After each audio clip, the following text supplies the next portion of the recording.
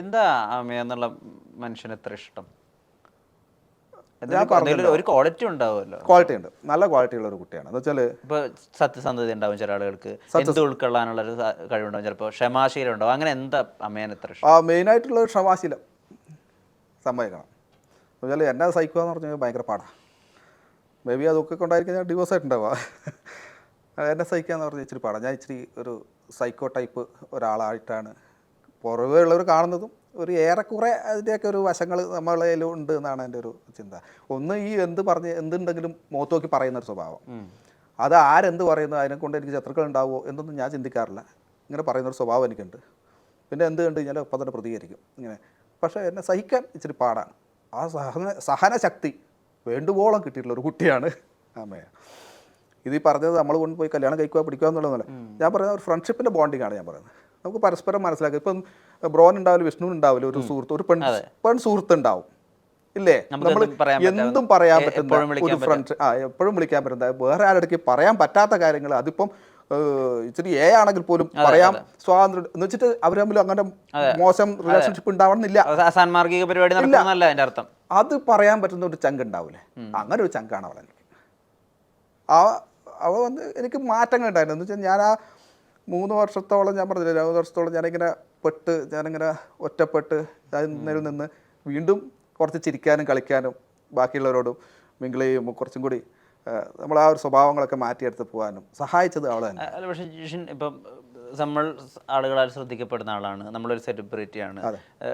ഒരാളോട്, അതായത് കൂടെയുള്ള ഒരു സെലിബ്രിറ്റിയോട് ഇത് തുറന്നു പറയാൻ നമ്മളെ തടയുന്ന കുറേ കാര്യങ്ങളുണ്ടാവും. നമ്മൾ ഈ കാര്യം അറിഞ്ഞാൽ ഇവരെ നമ്മളെ ജഡ്ജ് ചെയ്യോ, അല്ലെങ്കിൽ ഇതൊക്കെ നമ്മളവിടെ തുറന്നു പറയണം. ആ കാര്യം എങ്ങനെയാണ് അമ്മയിൽ ക്രാക്ക് ആയത്? ഇത്രയും പേഴ്സണൽ ആയിട്ടുള്ള കാര്യങ്ങൾ പറയാം, അവർ നമ്മളെ ഉൾക്കൊള്ളും, നമ്മളെന്താണോ അങ്ങനെ ഉൾക്കൊള്ളും, അങ്ങനെ അത് ആ സമയം ഓർമ്മയുണ്ടോ? സമയത്ത് ആദ്യം നമ്മൾ പരിചയപ്പെടുന്നത് അവളോട് പറഞ്ഞത്, പണ്ട് എപ്പോഴും പൂക്കാലം വരവായി സീരിയൽ ചെയ്യുന്ന സമയത്ത് ആ ചേട്ടൻ ഉള്ളപ്പോൾ ഒരു ലൊക്കേഷനിൽ ഞാൻ പറഞ്ഞ എനിക്ക് ഓർമ്മയില്ല. സാധാരണത്തിൽ ഞാൻ വായി നോക്കേണ്ടതാണ്, ഞാൻ പറഞ്ഞ എനിക്ക് ഓർമ്മയില്ല. പക്ഷേ നമ്മൾ പിന്നെ നമ്മൾ പരിചയപ്പെടുന്നത് കന്യാദാനം എന്ന് പറയുന്ന ലൊക്കേഷനിൽ ദേവൻ ചേട്ടൻ ഉണ്ടായിരുന്നു കന്യാദാനം.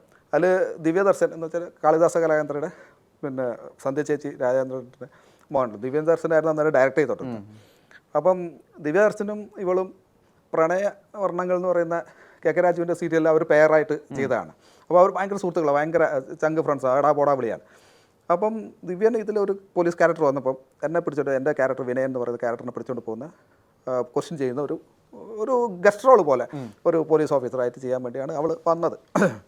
അപ്പോൾ വന്ന് ഫസ്റ്റ് ദിവസം ഇങ്ങനെ കണ്ടപ്പോൾ തന്നെ അപ്പം ഞാൻ ഈ ഒരു പരാതി അല്ലെങ്കിൽ എൻ്റെ പെറ്റീഷൻ കൊടുക്കുന്നുണ്ട്.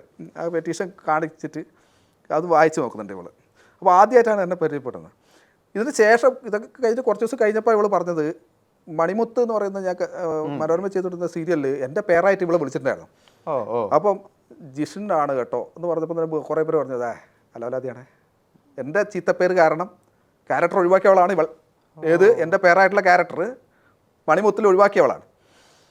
ഇത് ചെയ്തുകൊണ്ടിരിക്കുമ്പോഴാണ് ഓൾറെഡി ഒരു ലൊക്കേഷനിൽ ഇവൾ എൻ്റെ എക്സുമായിട്ട് ഒന്നിച്ച് വർക്ക് ചെയ്യുന്ന സ്ഥലത്താണ്. അവിടെ നിന്ന് എന്നെ പറ്റി കുറേ കേട്ടിട്ട് തന്നെയാണ് ഇവിടെ വന്നത്. ഓക്കെ, ഗസ്റ്റ് റോളല്ലേ, വന്ന് ചെയ്തിട്ട് പോകാം. അപ്പോൾ വന്ന് ഫസ്റ്റ് ഞാൻ പെറ്റീഷൻ കൊടുക്കുന്നത്. അപ്പോൾ പെറ്റീഷൻ എഴുതാൻ വേണ്ടി ആർട്ടുകാർ പേപ്പർ തന്നിട്ടായിരുന്നു. അപ്പോൾ പെറ്റീഷനൊന്നും എഴുതിയില്ല, ഇവന്മാർ വെറുതെ പറഞ്ഞു. ഞാൻ ഇത് വെള്ളക്കടലാസിലാണ് അവിടെ പെറ്റീഷൻ കൊടുക്കുന്നത്. അത് വായിച്ചുകൊണ്ട് നിൽക്കുന്നതിൻ്റെ വല്ല ഷോട്ടും ഉണ്ടെങ്കിൽ നിങ്ങൾ എന്താ ചെയ്യുക, ചേട്ടൻ നിങ്ങൾ എഴുത്.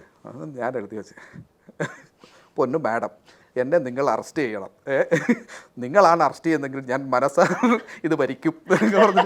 നിങ്ങൾ സൂപ്പറാണ്, ഇടയ്ക്കിടയ്ക്ക് ഞാൻ പോലീസ് സ്റ്റേഷനിൽ വന്നിട്ട് നിങ്ങളെ കണ്ടോട്ടെ എന്ന് വെച്ചാൽ കോഴിത്തരം. ഞാൻ എഴുതി തമാശക്ക് അത് വായിച്ച്. അപ്പോൾ ദിവ്യനൊക്കെ അത് വായിച്ച് ദിവ്യൊക്കെ ചിരിക്കുന്നുണ്ടായിരുന്നു, അവിടെ വെച്ച് കൊടുത്തു. പക്ഷേ ഇവൾ അന്നേരം അത് വായിച്ചില്ല കേട്ടോ. അയാൾ പിന്നെ ഇത് കഴിഞ്ഞ് ഷോട്ടിൽ ഇതെടുത്ത് പെറ്റീഷൻ ഇങ്ങനെ വായിക്കുന്ന പോലെ അഭിനയിക്കുകയാണല്ലോ, വായിക്കുന്നൊന്നുമില്ല, ഇങ്ങനെ പറയൂ എന്ന് പറഞ്ഞിട്ട് ഡയലോഗ്. ഇത് കഴിഞ്ഞ പാടെ ഞാൻ ചോദിച്ചല്ല, അത് പെറ്റീഷൻ വായിച്ചില്ലേ? ഇല്ല ഏട്ടാ, എന്താണ്? വായിച്ച് നോക്കിയിട്ടാണ് ഇവൾ ചിരിക്കുന്നത്. പിന്നെയാണ് അവളത് വായിക്കുന്നത്. അപ്പോൾ അവൾക്ക് ആദ്യമേ ഒരു സൂചന അവിടെ നിന്ന് കൊടുത്തിരുന്നത്, ജിഷനാണ് അവിടെ ഇരിക്കുന്നത്, ഇവർ എന്തെങ്കിലും കുത്തിത്തിരിപ്പ് എന്തെങ്കിലും ഒരു പണി കൊടുക്കും. പുതിയതായിട്ട് വരുന്നതൊക്കെ നമ്മൾ ചെറിയൊരു റാങ്ക് പോലെ എന്തെങ്കിലും പരിപാടി കൊടുക്കും. അപ്പം അതിൽ വീഴുന്ന ഞാൻ വിചാരിച്ച, പക്ഷേ വീണില്ല. അത് ലൊക്കേഷനിൽ ഉണ്ടാകുന്ന കുറേ ഫണ്ണി സാധനങ്ങളാണ്. ഓരോരുത്തർക്ക് ആദ്യമായിട്ട് അഭിനയിക്കാൻ വരുന്നവരെ നമ്മൾ വെറുതെ ഒന്ന് ഇതാക്കി വിടും. പേടിപ്പിച്ചു വിടും. പേടിപ്പിക്കലല്ല, എന്തെങ്കിലും അവരെ തെറ്റിപ്പിക്കും. ചേട്ടാ അവിടെ പോയിട്ട് കാലോട്ട് വന്നിക്കണം കേട്ടോ എന്നൊക്കെ പറഞ്ഞു കഴിഞ്ഞാൽ അവർ പോയി കാലോട്ട്, അപ്പോൾ ഡയറക്റ്റ് ചേട്ടാ എന്തിനാണ് കാലോട്ട് വന്നിരിക്കുന്നത്, അപ്പോൾ നമുക്ക് ഇത് കണ്ട് ചിരിക്കുക, ഒരു ചെറിയ ചെറിയ ഫണ്ണി കുസൃതികൾ അങ്ങനെയുള്ള ഒരു സാധനം ചെയ്ത്. അപ്പോൾ അവിടെ നിന്നാണ് നമ്മൾ പരിചയപ്പെടുന്നത്. അങ്ങനെയാണ് നമ്മൾ പരിചയപ്പെടുന്നത്, ഫസ്റ്റ് നമ്മൾ പരിചയപ്പെടുന്നത് അവിടെ നിന്നാണ്. പിന്നെ നമ്മൾ വാങ്ങി നമ്മളിങ്ങനെ മെസ്സേജൊക്കെ അയച്ച് ഇങ്ങനെ വർത്താനൊക്കെ പറഞ്ഞ് അങ്ങനെ ഒരു ബോണ്ടിങ് ആയി വന്ന്. പിന്നെയാണ് ട്രിപ്പുകളെ പറ്റി. അങ്ങനെ നമ്മൾ ഒരു ട്രിപ്പൊക്കെ പോയി. എവിടേക്കാണ് ആദ്യ യാത്ര പോയത്? നമ്മൾ ആദ്യം ഒരു ഇടുക്കിയിൽ നമ്മുടെ എൻ്റെ ഭാര്യയായിട്ട് അതിൽ അഭിനയിക്കുന്ന ഐശ്വര്യ. അപ്പോൾ ഇവള് കുറച്ച് ഡയറക്ഷൻ പരിപാടി ഒക്കെ കൂടിയുണ്ട്. എന്ന് വെച്ചാൽ ഓരോ റിസോർട്ടുകളും ഒക്കെ ആയിട്ടുള്ള ടൈപ്പിൽ കൊളാബും കാര്യം. അപ്പോൾ ആർട്ടിസ്റ്റുകൾ ചോദിച്ചിട്ടുണ്ട്. അപ്പോൾ എൻ്റെ ഭാര്യയായിട്ട് അഭിനയിക്കുന്ന ഐശ്വര്യ അപ്പം റീസെൻ്റ്ലി കല്യാണം കഴിഞ്ഞതാണ്.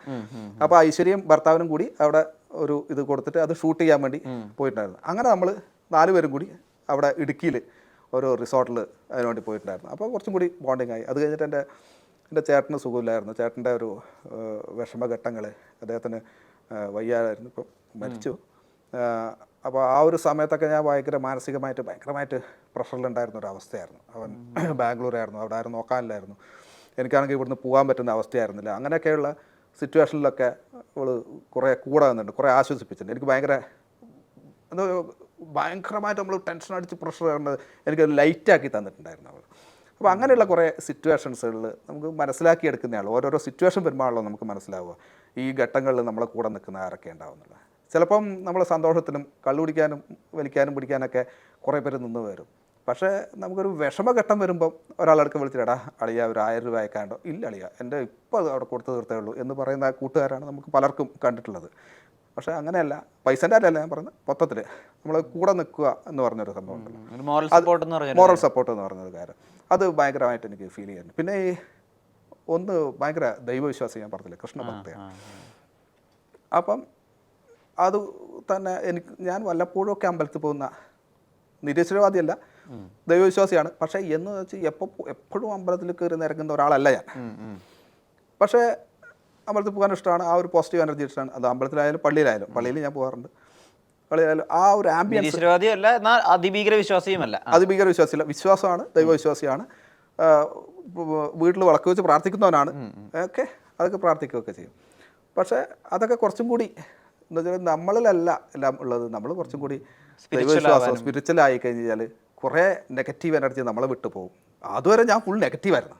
നെഗറ്റീവ് ഓളി എന്ന് പറഞ്ഞാൽ ഇങ്ങനത്തെ ഒരു നെഗറ്റീവ് ഓളി പറയില്ല, ഞാൻ വെറുപ്പിക്കും, വെറുതെ എന്തെങ്കിലും പറഞ്ഞ് വെറുപ്പിക്കുമായിരുന്നു. വെച്ചാൽ ഉള്ളിൽ ഇതൊക്കെയല്ലേ പോകുന്നത്.